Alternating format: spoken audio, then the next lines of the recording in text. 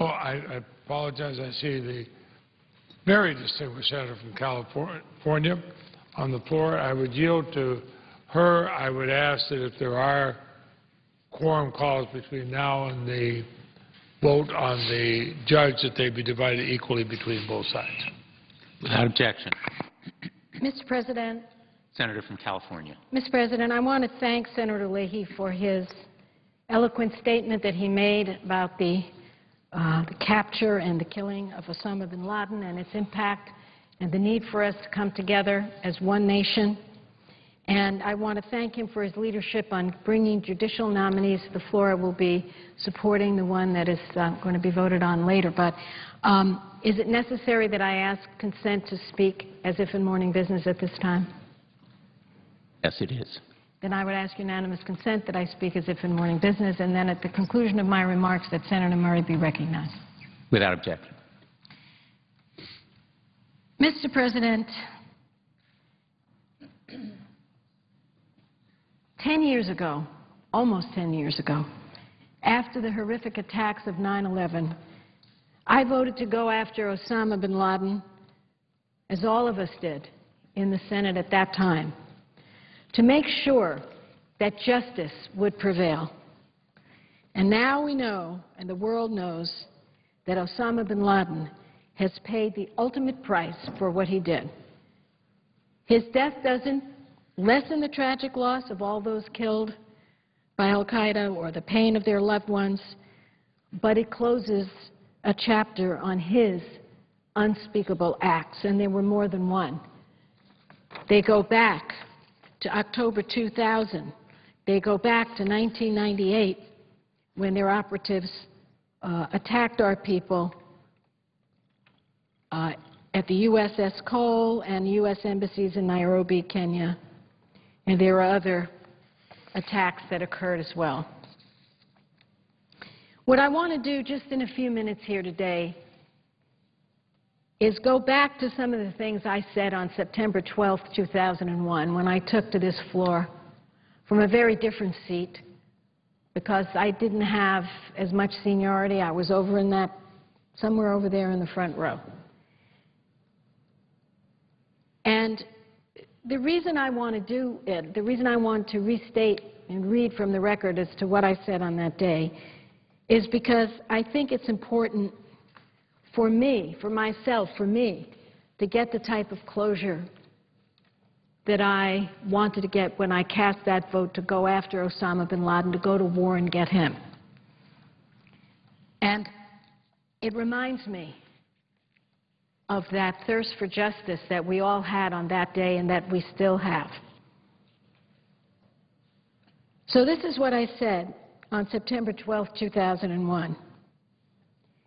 Today I rise with pain in my heart and great emotion to offer my prayers and my condolences for the people in this country who have been directly hit by an act of war. People in the state of my birth, New York, looking at that skyline, the people who work at the Pentagon every day, who have chosen to work to protect our nation, and the people of California, my state, who were on those planes that were hijacked, and of course to every other individual who was directly affected, and to all of us who have been affected. I went on to say this. One of our colleagues said, we remember where we were when tragedies have hit this country. I remember two things, not as many as perhaps senators who are older, but I certainly remember where I was when I saw John Kennedy go down and Martin Luther King go down and the Challenger disaster, and yesterday the image of those planes, commercial American planes, 4 of them going down, crashing into buildings, used as lethal weapons against our people, an image that has shaken us, but has not shaken our resolve. And I went on to say this, Mr. President. I'm going to make a very strong statement. When we look back into history and what happened in Bosnia, people suffered genocide because of their nationality. And to the Holocaust, people suffered annihilation because of their nationality. People were killed yesterday because they were Americans. People were killed not because they were bad people. They were good people. They were killed because they were Americans. That's what I said on the day after 9/11, 2001. And then I said, it's time for us to say we will fight and stand up for them and their memories. We will take a stand against humanity that occurred on our own soil. We are resolved to honor those who died. We are resolved to make our nation as safe as it can be from those acts. We are resolved to hold those who planned these attacks and who harbored these people absolutely 100% accountable. We will hold them accountable. That's what I said on September 12th, 2001. They must pay, because this is the test of a civilized nation. They must pay. We lead the civilized nations of the world, and we will not back down. And I said, I stand proudly with my colleagues on both sides of the aisle and with our President. We will be resolved to do everything and do it well and do it right to bring justice to the world. And later that day, to the press I said, I've never been at ground zero in a war, but after this, war is not an overstatement. The people who perpetrated this are the scum of the earth, and their views, their philosophy, their version of civilization, if you can call it that, will not stand. So, Mr. President, I'm going to conclude my remarks by saying that in my heart, the flames of justice are burning bright today. I want to thank our President for his resolve, for ordering this attack, the successful attack on bin Laden's compound, to the bravest of the brave. I understand they were Navy SEALs who went in there not thinking 1 second about their own lives. The fact that the President ordered this, that he kept it quiet while he had to be distracted from things that, let us just say, he shouldn't have been distracted with. But he did it. He kept his focus. And it's an important moment in our history. The message is going out to anyone who would hurt us. They'll be held accountable. They could run, but they're never going to hide from us and from justice. And we know we can't let down our guard. We know that. But we also know that we're not going to cower in a corner because we're fearful that somebody may try to hurt us. We are prepared. We are going to do everything we can to be prepared. But this is quite a moment. I will never forget seeing the Pentagon on fire, flames shooting out of it. I was in an office right near here and looked out the window. And we were told to evacuate the Capitol. That's seared in my memory. And anyone who cares about justice, anyone who cares about truth, anybody who cares about fairness and responsibility has to say that this is a day when justice was done. Yesterday, justice was done. So I'm going to close by reading the names of the Californians who lost their lives, because I told them, I told their families, I will honor each one in every way that I can, and I think that ending my statement by paying tribute to them is important. David Engel of Pasadena, Lynn Engel of Pasadena, Seema Aoyama of Los Angeles, Barbara Aristides of Los Angeles, Melissa Barnes of Redlands, Alan Bevan of Emeryville, Barry Berenson of Los Angeles, Carolyn Bugh of Los Angeles, Yanena Batru of Burbank, Mark Bingham of San Francisco, Diora Bodley of Santa Clara, Tori Balorci of Beverly Hills, Daniel Bradhurst of Hollywood Hills, David Bradhurst of Hollywood Hills, Thomas Burnett of San Ramon, Suzanne Calley of San Martin, Jeffrey Coleman of Novato, Dorothy Dirijo of Long Beach, Darlene Flagg of Corona, Dee Flagg of Corona, Wilson Flagg of Corona, Lisa Frost of Rancho Santa Margarita, Ronald Gamboa of Los Angeles, Andrew Garcia of Portola Valley, Edmund Glazer of Chatsworth, Lauren Grancolis of San Rafael, Andrew Curry Green of Los Angeles, Richard Guandagno of Humboldt County, Stanley Hall of Rancho Palos Verdes, Gerald Hardacre of Carlsbad, John Hoffer of Bellflower, Stephen Highland of Claremont, Barbara Keating of Palm Springs, Chandler Keller of El Segundo, Jude Larson of Los Angeles, Natalie Larson of Los Angeles, Daniel John Lee of Van Nuys, Maclovio Lopez of Norwalk, Dora Menchaca of Santa Monica, Nicole Miller of San Jose, Lori Niera of Los Angeles, Ruben Orneda of Los Angeles, Gerald Paskins of Anaheim Hills, Thomas Porcarelli of Los Angeles, Robert Penninger of Poway, Marie Ray Sopper of Santa Barbara, Alicia Titus of San Francisco, Otis Tolbert of Lemoore, Pendiala Vamsikarisha of Los Angeles, Timothy Ward of San Diego, John Wenkes of Torrance. I said then, on September 12th, in the names of these Californians, in the name of all the other innocent victims, it is time for the terrorism to stop. Thank you very much, Mr. President. I yield the floor. President. Senator from Washington State. Thank you, Mr. President. Mr. President, I come to the floor today to talk about the tremendous news that our country received last night from President Obama. Almost 10 years ago, on September 11, 2001, I too remember looking out a window here in the nation's capital and seeing the black smoke billowing in the air over the Pentagon. On that day, America was brutally attacked by terrorists who took aim at the financial, military, and political centers of our country.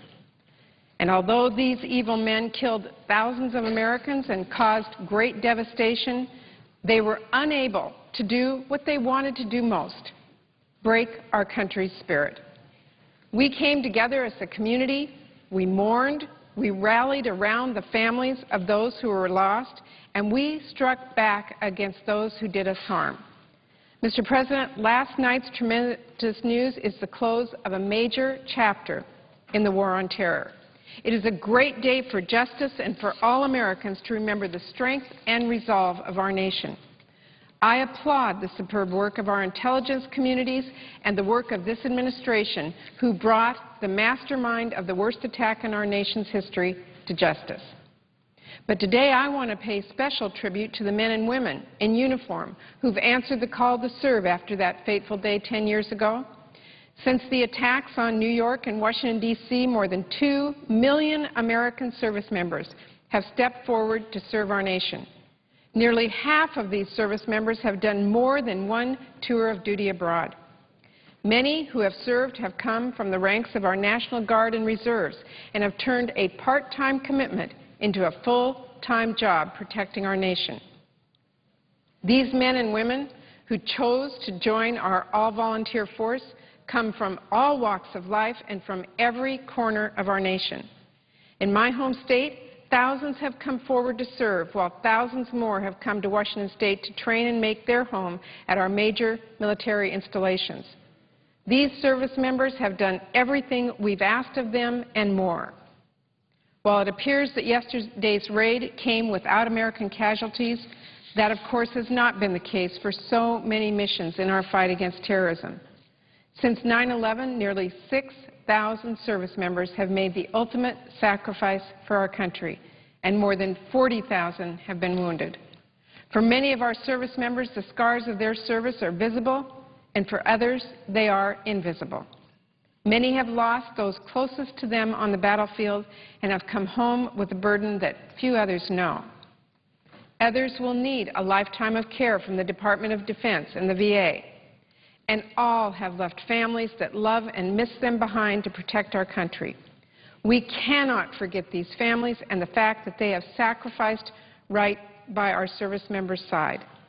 Moving from base to base, giving up jobs, putting their loved ones in the country before their own needs is a gift that we must repay.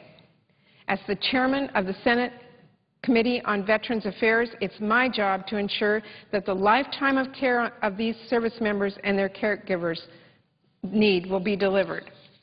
So today, as we appropriately take pride in the most significant victory yet in our fight against al-Qaeda and terrorism, we should also take pause to honor all of the veterans and active duty service members who have paved the way to this day. And we must remember that this tremendous victory has come with tremendous cost, a cost that we must bear as a nation for many years to come as our service members return home. Mr. President, this is, of course, also a particularly meaningful day for the thousands of Americans who lost a family member or a friend or a loved one on September 11th. We know this news can't bring back their loved ones, but our hope is that it can help ease the pain they live with each day. Like many Americans, my first thought last night after this news was of the victims and their families, and my thoughts and prayers remain with them during this time. Going forward, we must remain vigilant and focused on the protection of the American people from terrorism wherever it may be. And we must continue to work in the interest of peace and security for all Americans. Thank you, Mr. President, and I yield the floor. Mr. President. Senator from Tennessee.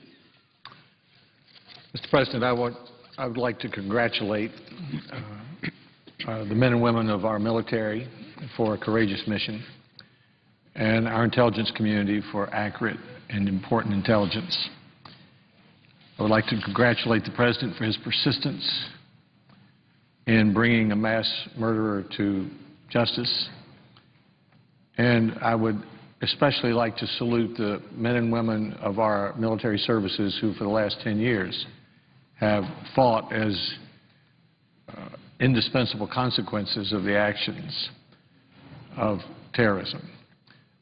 And all of us, as has been said by many senators today, expressly have in our hearts and minds the families of the victims of 9/11 and hope that somehow, in a small way, this event helps bring some conclusion to what has happened to their lives.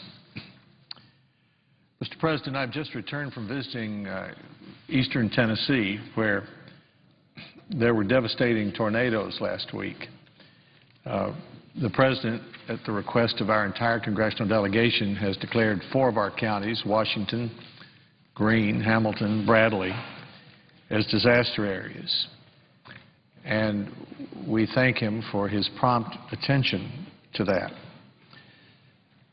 I visited today northern Hamilton County. That's just north of Chattanooga, just north of where the new Volkswagen plant will be. In Tennessee last week, 36 men and women lost their lives as a result of these storms. The area where I visited is one of the 2 areas most affected, the other being Washington and Greene counties, where our governor was today. Someone asked me following my visit if anything about it shocked me, and I said it always shocks me when I see the consequences of a devastating flood, or especially a massive tornado. This one had winds of nearly 200 miles an hour. And whenever you stand there and you try to put yourself in the shoes of someone who might have been there when the tornado came through and try to imagine what it would be like if you saw this funnel coming and knew that it would only interfere with your life for about 20 or 30 seconds, but that after that all would be devastated. There's no way you could not be shocked by it, and there's no way that I could put myself in the shoes of those who were there. I saw one man who was there, Arthur Bates, 70 years old. I saw his house, which was completely demolished. His upright piano was upside down. He told me that he had killed a calf and left to take some meat to the preacher and had been gone for about 5 minutes when the tornado hit his house. Not so lucky was another family not very far away. All of the members of that family were killed except for an 8-year-old boy who was found in a tree and who survived. Not far away, several families had signs that said, the Lord was with us. And surely it had to seem to them providential that there could be such devastation almost in their front yard, and their homes would be safe. Ironically today, as I went from Nashville to Chattanooga, I was reading about a commemoration of the floods that hit Tennessee almost exactly a year ago, on May the 2nd, 2010. These were floods that affected counties from Nashville to Memphis. In Nashville alone, there was $2 billion worth of damage. People are still recovering from that flood a year later. Businesses have closed in some cases, but most have opened. The Grand Ole Opry was shut, but it was open again. Opryland was open again. Nashville's thriving again. People are coming back to Nashville. But the commemoration today was for the large number of families in Tennessee who hurt, and some still are recovering. And then, if that weren't enough, in the western part of our state along the Mississippi River, we have reports that the water is rising and will rise to levels that will be higher than at any time since the flood of 1937. People are already preparing shelters. The tributaries into the Mississippi are already rising. On Friday, I'll be going to Memphis to meet with the Army Corps of Engineers and with local officials to make sure that we're doing all that we can do. None of us in the federal government believe that we can make anyone whole after a disaster like this, but we can help. As I said to those who I saw today in Chattanooga, north of Chattanooga, there is a telephone number to call, 211, which is a local number for help. There is a FEMA number to call, 1-800-681-FEMA.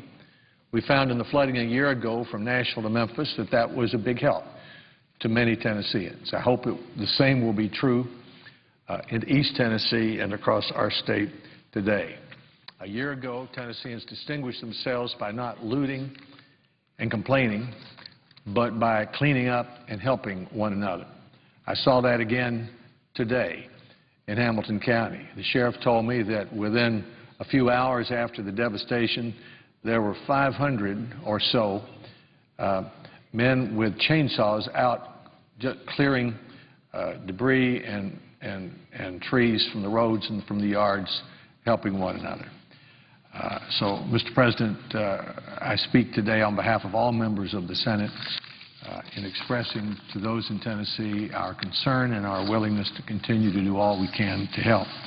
I ask unanimous consent to place in the record, following these remarks, a summary of the actions that we're taking and the events that are happening in Tennessee, as well as two letters from the congressional delegation one letter from the congressional delegation to the President requesting a disaster relief, which he granted promptly, and another to the general who was president of the Mississippi River Commission, urging him to take every action possible to help the communities along the Mississippi River as water rises there. Without objection. Thank you, Mr. President. Mr. President, I rise today to support the nomination of Kevin Sharp to fill a judicial vacancy on the United States District Court for the Middle District of Tennessee. The Senate will be voting on the President's nomination within a few minutes. Candidate Kevin is an outstanding individual. I'm pleased to be able to support his nomination today. As a governor, I appointed about 50 judges. I tried to determine in doing that if he or she had the character and the intelligence and the temperament to be a judge, whether that person would treat people before the bench with courtesy, and most important, whether they were determined to be impartial to litigants before the court. I believe Kevin Sharp meets these qualifications, and I'm pleased that he'll bring that character and skill to his service on the bench. I congratulate the President for nominating him. Kevin's a native of Tennessee. He's a founding partner of the national law firm of Drescher & Sharp, where he's been an expert in employment law, employee benefits, and commercial disputes. He's a graduate of 2 Tennessee institutions of higher education. He earned his Bachelor of Science degree from Christian Brothers College, graduating summa cum laude. He earned his Juris Doctorate from Vanderbilt, where he was a Weldon B. White Scholar, the Associate Problem Editor on the Moot Court Board, a recipient of the Appellate Advocacy Award, and a research assistant on issues of constitutional law and habeas corpus. As a lawyer, Kevin Sharp has repeatedly earned recognition from his peers, being named one of the National Business Journal's Best of the Bar in 2000 and each year from 2005 to 2009. Prior to becoming a lawyer, Kevin served in the United States Navy as a flight crew member on the P-3 Orion operating in patrol reconnaissance and anti-submarine warfare capacities as part of the U.S. Pacific Fleet. Kevin has broad support in Tennessee. Both the White House and my office and Senator Corker's office received numerous letters from Republicans and Democrats and those who didn't indicate any sort of partisan leaning, which is the way it ought to be. Although the President nominated Kevin on November 17th of last year for the first time, the seat that he's been nominated to fill is designated as a judicial emergency. It's been vacant for 4 years, since March 1, 2007. It's the third longest vacancy on the list of judicial emergencies, and the people of Tennessee deserve to have this vacancy filled. I thank the Judiciary Committee and the President for its prompt consideration of Kevin Sharp's I thank the President for the nomination and the Judiciary Committee's prompt consideration of that nomination. I'm grateful for the opportunity to join in support of the nomination of Kevin Sharp, and I encourage my colleagues to join me in supporting the nomination today. I thank the President. I yield the floor. Mr. President, Senator from Iowa. today the Senate will confirm 2 more of President Obama's judicial nominees. I continue to work with the chairman of the committee to ensure nominees are afforded a fair but thorough process and in a timely manner. Today's vote marks the 19th nominee to be confirmed in just 42 days that the Senate has been in session this Congress. The Judiciary Committee is holding nominations and their hearings on Wednesday. On Thursday, we will report additional judicial and executive nominees to the floor. Thus far, we have taken positive action on 43 of 63 nominees submitted this Congress, or 68% of all nominees. Now, let me repeat that, because I'm going to say something that makes it very disgusting to me, some things that are coming out of the White House. Thus far, we have taken positive action on 43 of 63 nominees submitted this Congress, or 68% of the nominees. With this progress, I was then surprised at the recent remarks of the White House counsel before the American Bar Association members this past April the 14th. This counsel addressed the group and complained about the pace of judicial appointments. He encouraged the group to escalate the general sense of urgency regarding judicial appointments. Press reports indicate that he asked them to play a larger role to, quote, bring home the impact or the effect of gridlock, end of quote. So, Mr. President, not only do I think that these remarks are unjustified, given the pace of confirmation this year, and that's the 68% that I've referred to, but they also fail on the part of the White House counsel to acknowledge the problem begins where? With the President of the United States and his staff, the White House counsel particularly. So, this brings me to the point that if we're acting so slowly, why has the President failed to send to the Senate a nomination for 55% of the current judicial vacancies? This statistic certainly does not indicate any sense of urgency on the part of the White House, and then brings further attention to the intellectual dishonesty of the White House in his speech to the ABA members, that we are not acting fast enough up here on the Hill. Well, having said that, I want to say a few words about the 2 nominees that we're going to be voting on today. Roy Dalton, Jr. is nominated to be U.S. District Court Judge, Middle District, Florida. Mr. Dalton received his B.A. with high honors and his J.D. from the University of Florida. Following law school, he joined the firm of Dean, Ringers, Morgan, and Lawton as an associate, where he later became a principal of that firm. In 1982, the nominee founded his first law firm, Roy B. Dalton, Jr., P.A. He would later form other practices where he could serve as a principal. In 1999, he began working as of counsel for the firm of Gray, Harrison, Robinson, where his practice grew to an area of civil litigation, government relations, appellate practice, and business practice for individuals. As a former Senate staffer, Mr. Dalton spent most of 2005 serving as counsel to his former legal partner and United States Senator Mel Martinez. Mr. Dalton has also practiced in appellate matters as of counsel for the Carlisle Appellate Law Firm, a post that he has held since 2004. The American Bar Association Standing Committee on the Federal Judiciary gave Mr. Dalton the rating of substantial majority well-qualified, minority qualified. I'm pleased to support the nomination of Mr. Dalton. I also rise in support of Kevin Sharp for U.S. District Court Judge, Middle District, Tennessee. Mr. Sharp enlisted in the United States Navy following high school and received honorable discharge 1986. The nominee received his BS from Christian Brothers College and JD from Vanderbilt University School of Law. He began his legal career as an associate with the firm of Stokes and Bartholomew. After a year-long stint working as an attorney for the U.S. Congressional Office of Compliance, Mr. Sharp returned to Stokes, Bartholomew, Evans, and Petrie, eventually making partner. Since 2003, he has been a shareholder and partner at Greshler and Sharp, where he has focused his legal practice on employment, labor, and disability law. The American Bar Association Standing Committee on the Federal Judiciary has rated him qualified, and I urge my colleagues to support the nominee. I would note that the vacancy of Mr. Sharp that he will fill was created by the retirement of Judge Echols, March 2007.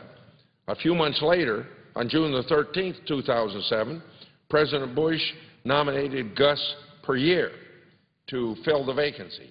Mr. Puryear waited 8 months before he had a hearing. That was the last action the committee took on the nomination.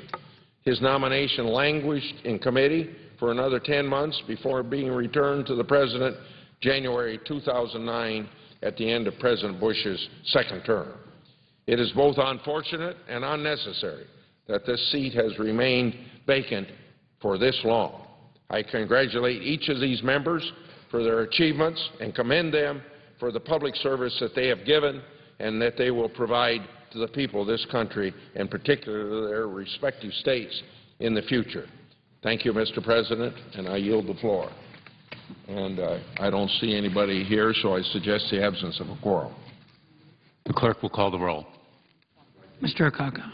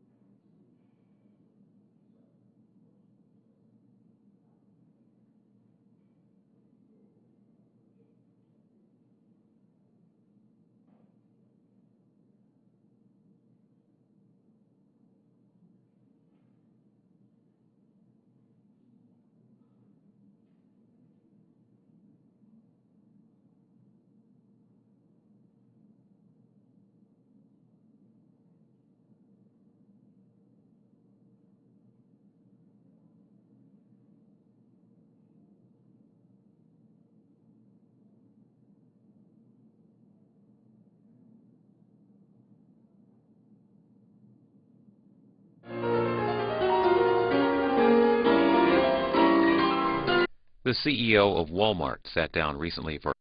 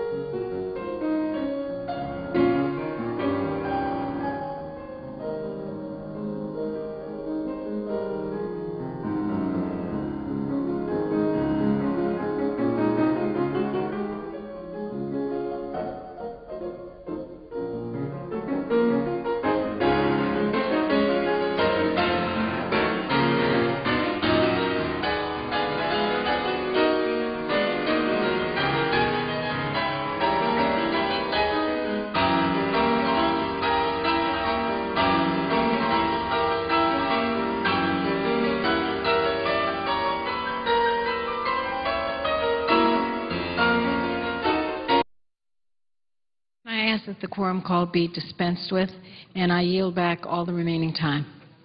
Without objection. And I ask for the yeas and nays. Under the previous order, the Dalton nomination is confirmed, and the question now occurs on the Sharp nomination. The yeas and nays were requested.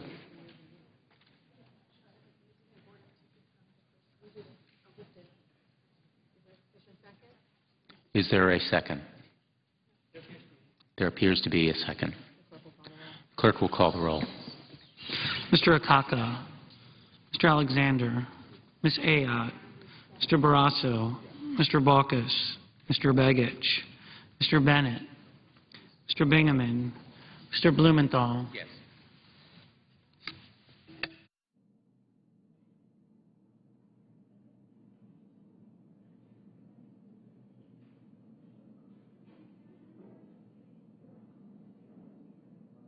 Mr. Blunt.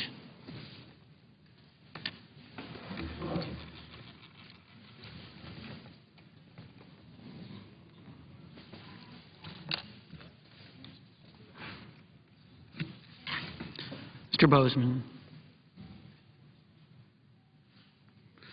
Mrs. Boxer.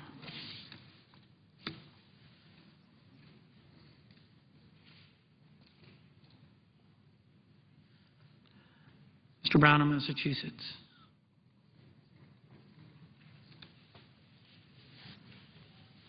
Mr. Brown of Ohio.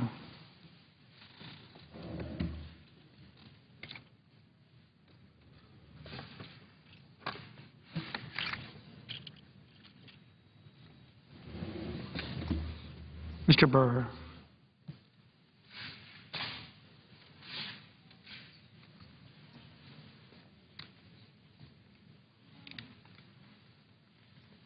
Ms. Cantwell.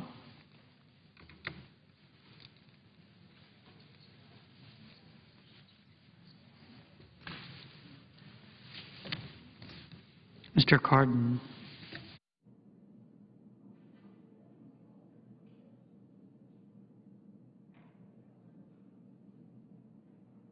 Mr. Carper.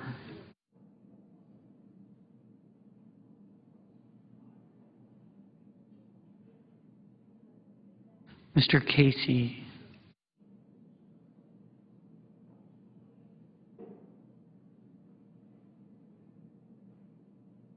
Mr. Chambliss.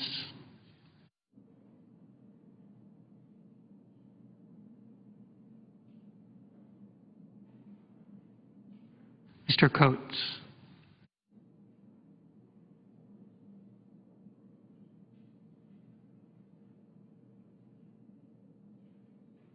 Mr. Coburn.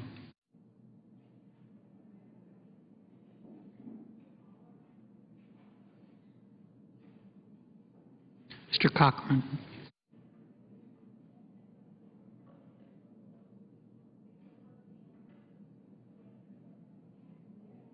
Ms. Collins.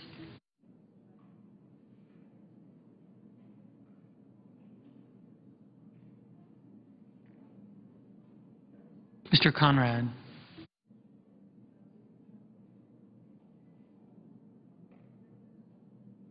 Mr. Coons.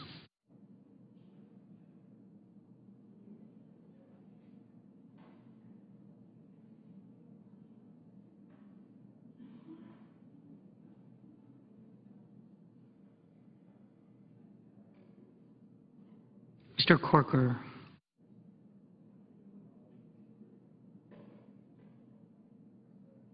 Mr. Cornyn.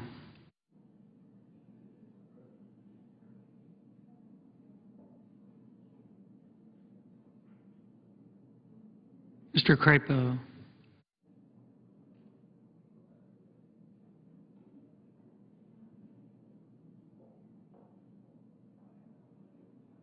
Mr. DeMint.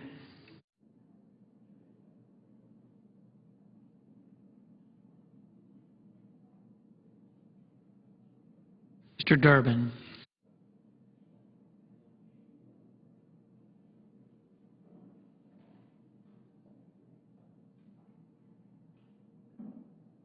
Mr. Ensign.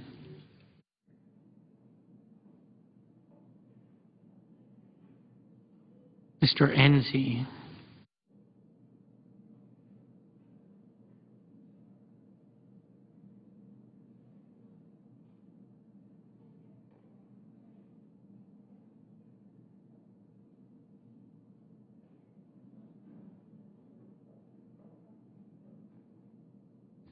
Mrs. Feinstein,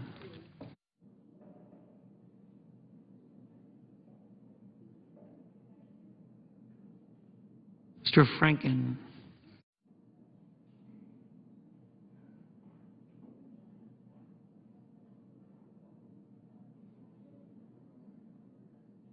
Mrs. Gillibrand,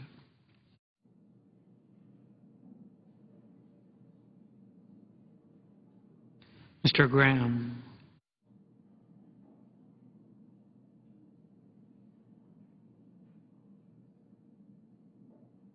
Mr. Grassley,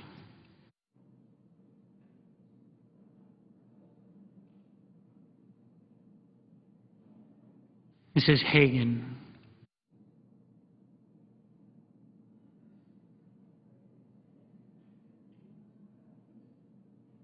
Mr. Harkin,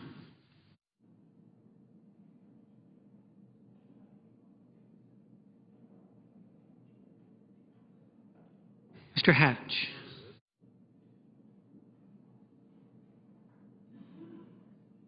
Mr. Hoven,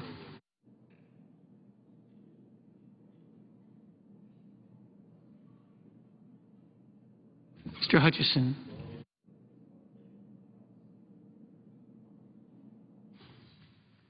Mr. Inhofe,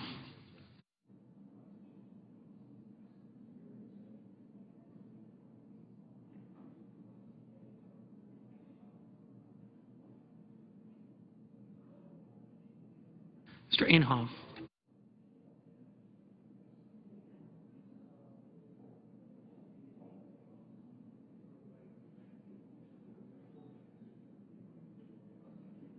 Mr. Inouye,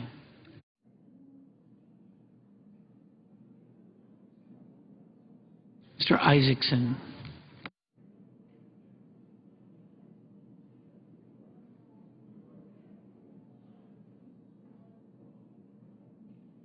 Mr. Johans,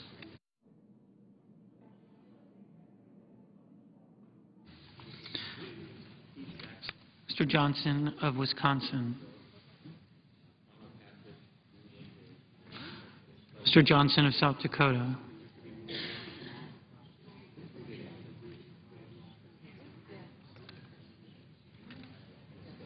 Mr. Kerry,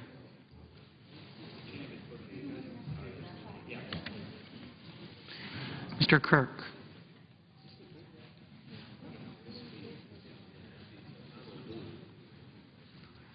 Ms. Klobuchar,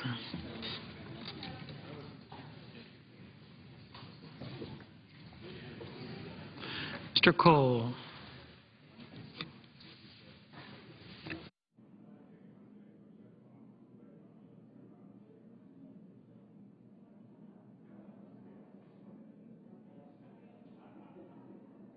Mr. Kyle,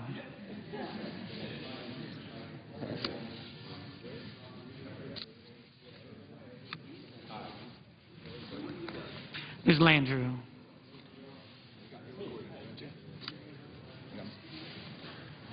Mr. Lautenberg, Mr. Leahy,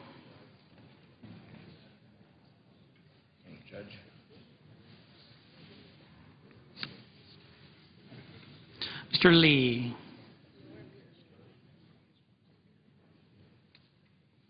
Mr. Levin,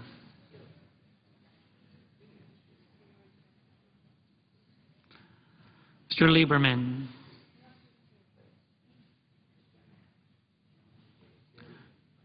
Mr. Lugar,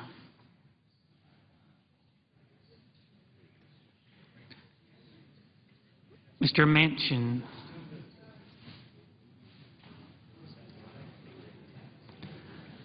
Mr. McCain,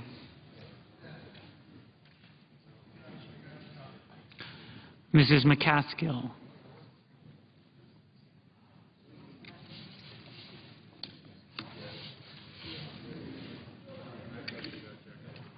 Mr. McConnell.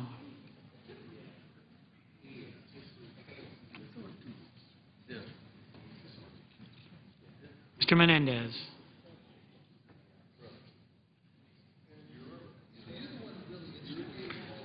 Mr. Merkley.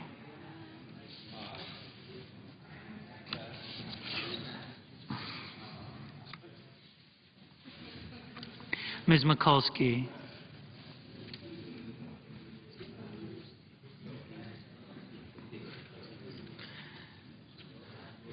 Mr. Moran.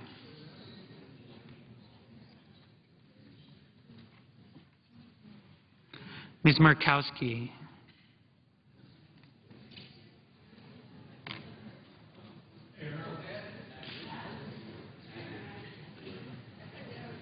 Mrs. Murray.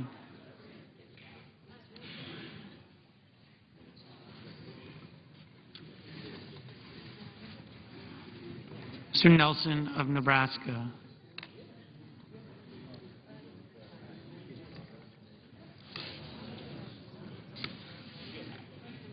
Mr. Nelson of Florida.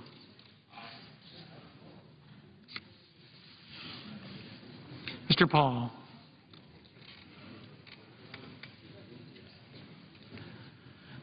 Mr. Portman.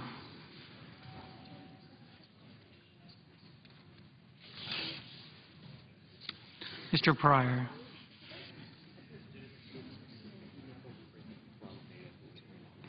Mr. Reed of Rhode Island.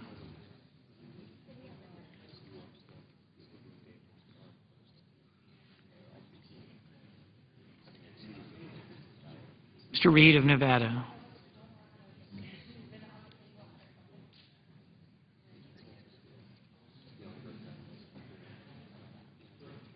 Mr. Risch.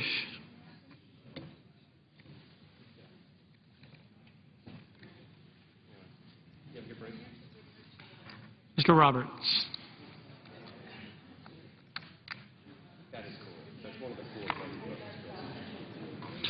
Mr. Rockefeller.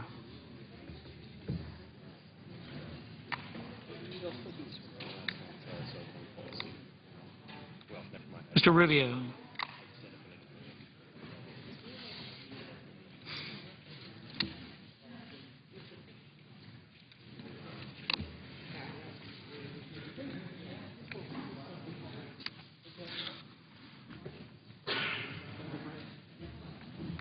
Mr. Sanders.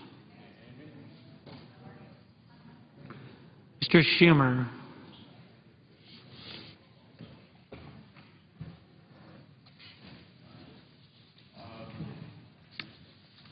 Mr. Sessions.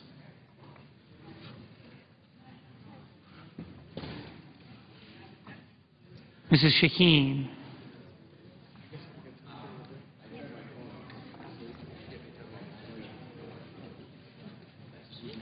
This is it, right?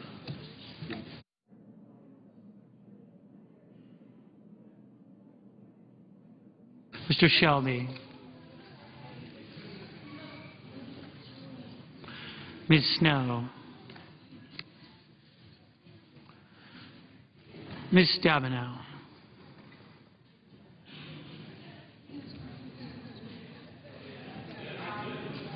Mr. Tester.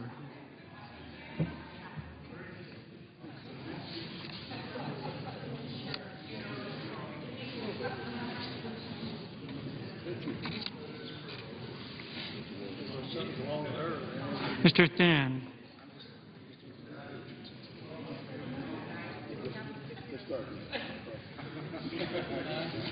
Mr. Toomey.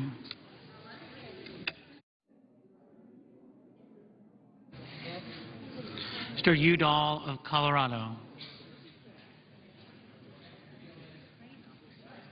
Mr. Udall of New Mexico.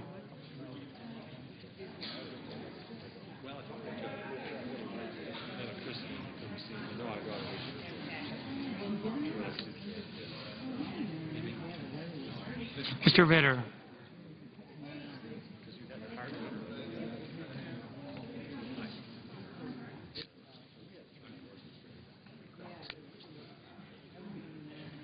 Mr. Warner.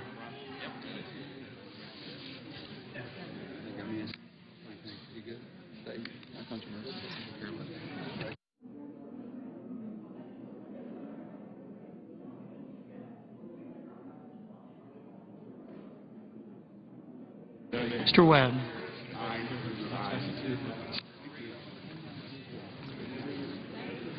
Mr. Whitehouse.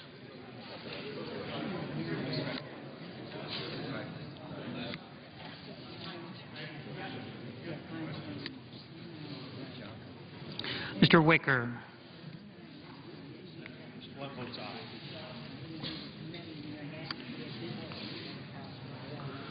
Mr. Wyden.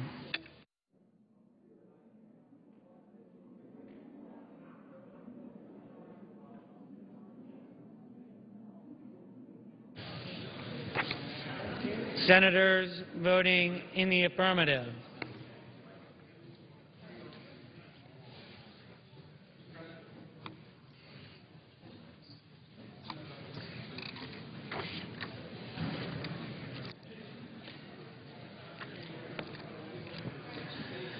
Akaka, Ayotte, Begich, Bennett, Bingaman, Blumenthal, Blunt, Boxer, Burr, Cantwell, Cardin, Carper, Chambliss, Coates, Coburn, Conrad, Coons, DeMint, Franken, Graham, Grassley, Hagan, Inouye, Johans, Johnson of Wisconsin, Johnson of South Dakota, Kerry, Klobuchar, Cole, Leahy, Lee, Levin, Lugar, Manchin, Nelson of Nebraska, Portman, Reed of Rhode Island, Roberts, Snow, Stabenow, Tester, Toomey, Udall of New Mexico, Warner, Webb, Whitehouse.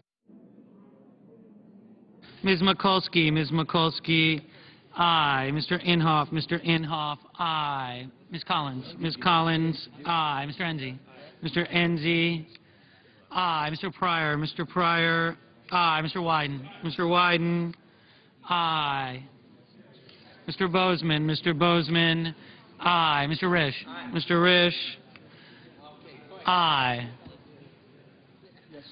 Mr. Brown of Massachusetts, aye.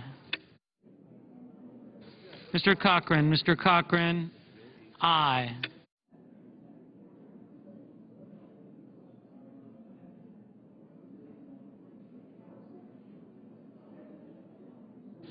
Mr. Casey, aye.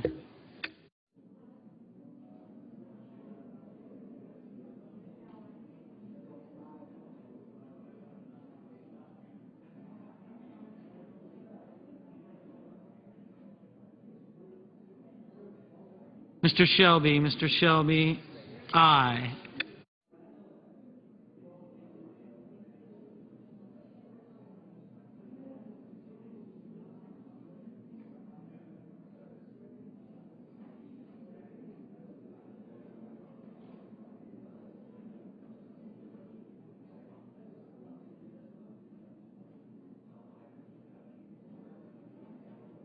Mr. Sessions, aye. Mr. Paul, aye.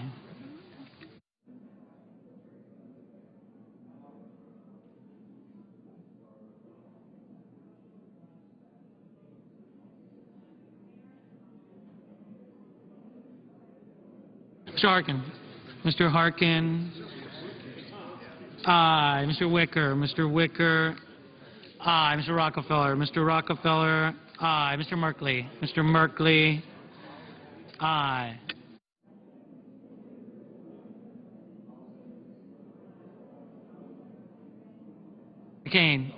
Mr. McCain, aye.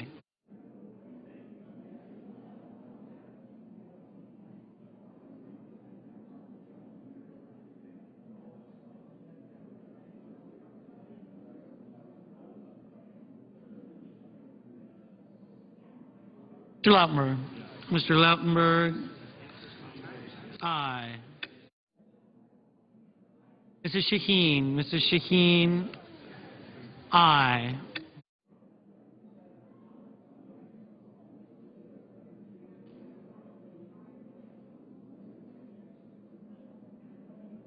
Ms.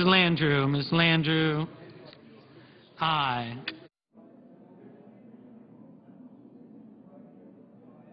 Mr. Brown.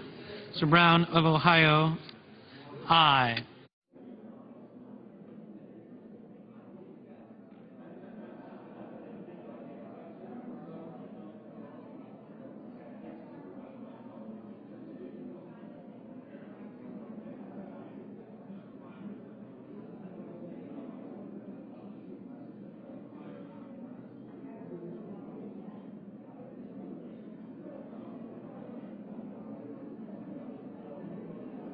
Mr. Lieberman. Mr. Lieberman, aye.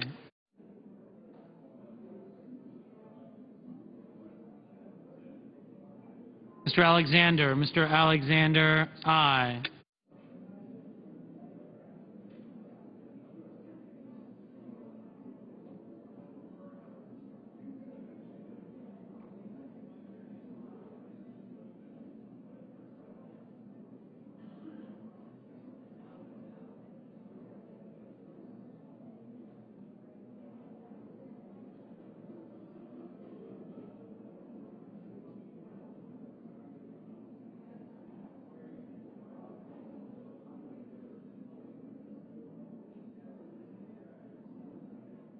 Mr. Barrasso.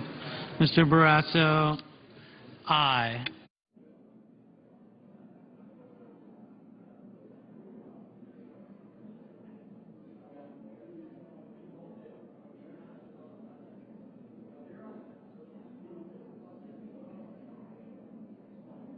Ms. Markowski. Ms. Markowski, aye.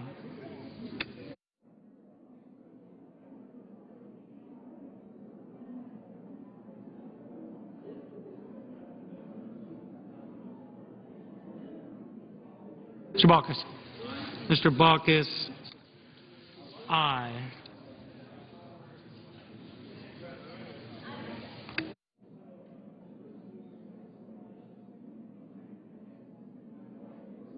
Mrs. Feinstein. Mrs. Feinstein, aye.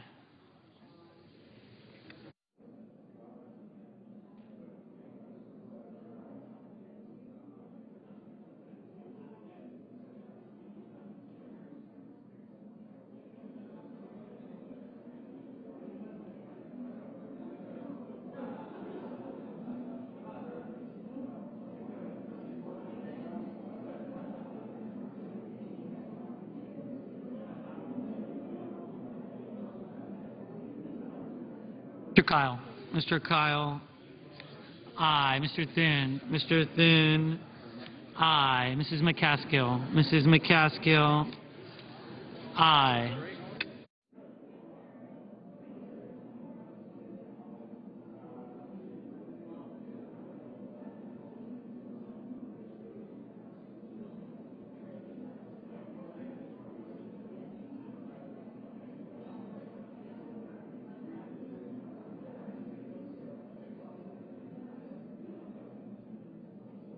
Mr. McConnell. Mr. McConnell, aye. Mr. Corker. Mr. Corker, aye.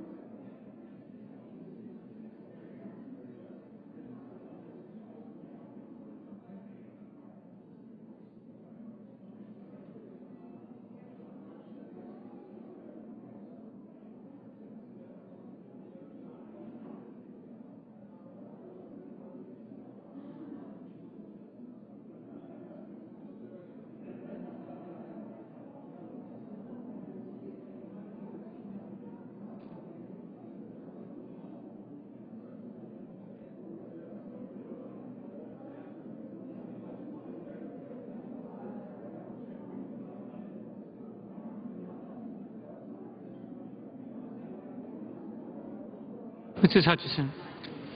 Mrs. Hutchison, aye.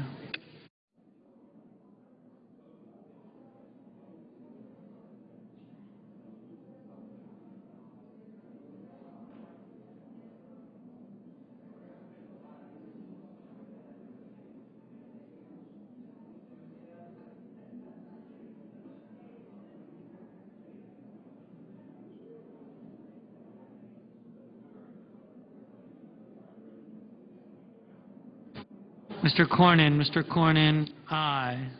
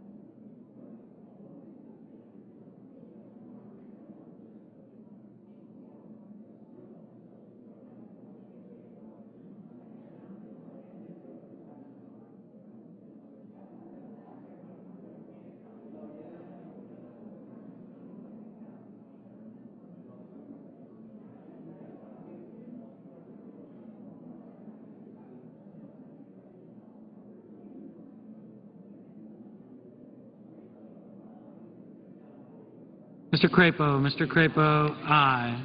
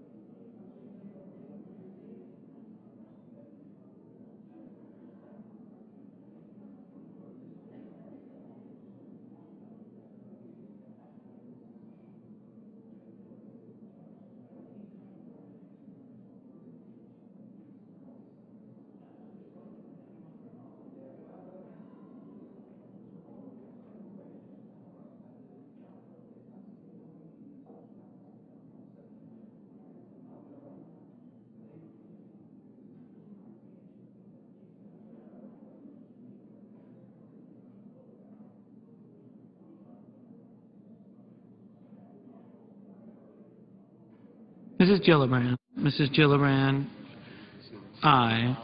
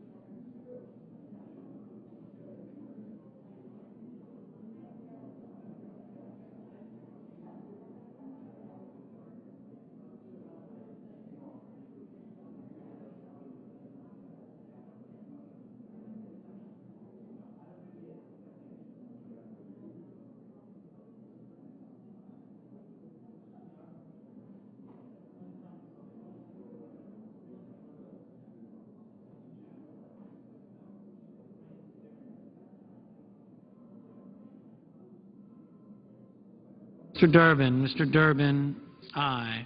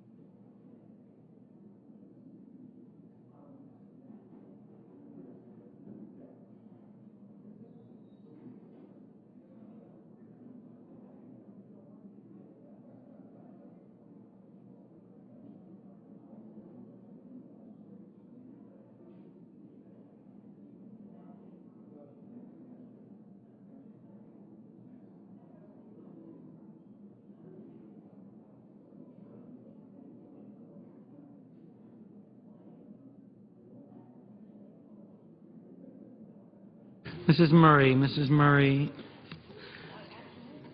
aye.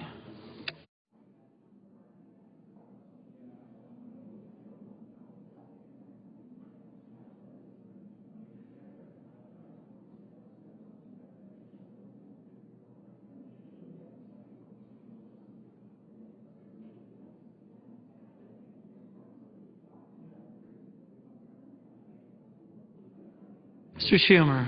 Mr. Schumer, aye.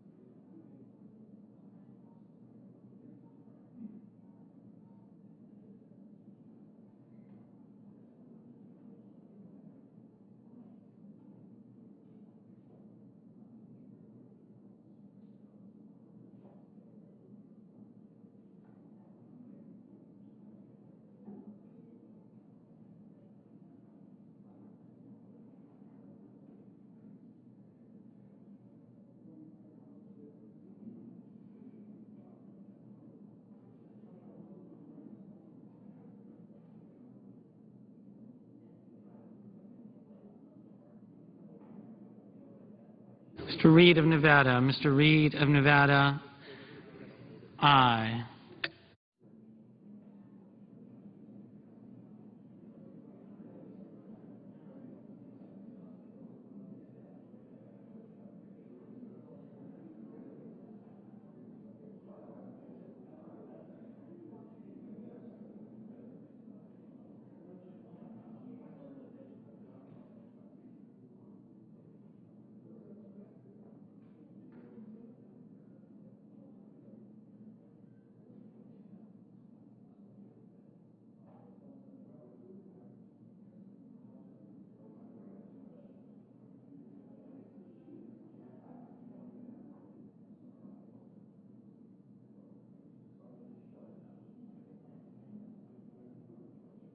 Mr. Hoven. Mr. Hoven, aye.